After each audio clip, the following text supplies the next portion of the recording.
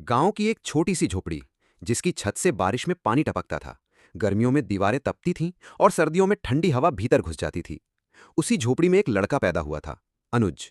उसके पिता खेतों में मजदूरी करते थे और माँ दूसरों के घरों में काम करके परिवार चलाती थी। घर में इतना तंगी का माहौल था कि 2 वक्त की रोटी जुटाना भी बड़ी बात थी।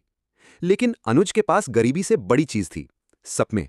वो अक्सर माँ से कहता, माँ, एक दिन मैं इस झोपड़ी की जगह ऐसी हवेली बनवाऊंगा कि पूरा गांव देखेगा। माँ उसकी बातें सुनकर मुस्कुरा देती, पर दिल में सोचती कि ये बच्चा कितना बड़ा सपना देखता है। समय बीता। अनुज ने गांव के छोटे स्कूल से पढ़ाई शुरू की।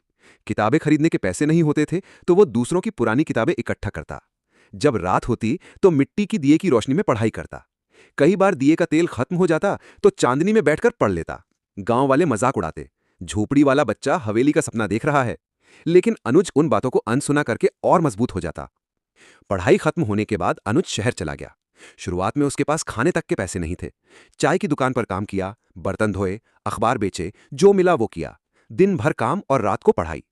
थकान से शरीर टूटता, लेकिन हौसला नहीं। वो खुद से वादा करता, झोपड़ी में पैदा हुआ हूं पर हवेली में मरूंगा। धीरे धीरे उसने छोटे कामों से बिजनेस करना शुरू किया।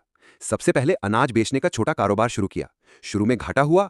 लोग बोले, ये काम तेरे बस का नहीं है। मगर उसने हार नहीं मानी।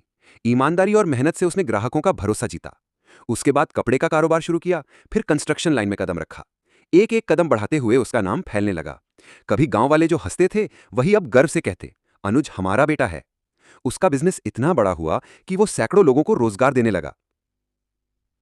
और फिर वो दिन आया जब उसने अपने गांव में हवेली बनवाई। वही जगह जहां कभी उसकी टूटी झोपड़ी थी, वहां अब संगमरमर की शानदार हवेली खड़ी थी। जब हवेली तैयार हुई तो गांव के लोग उसे देखने उमड़ पड़े। अनुज ने दरवाजा खोलकर कहा, यह हवेली सिर्फ मेरी नहीं, पूरे गांव की है।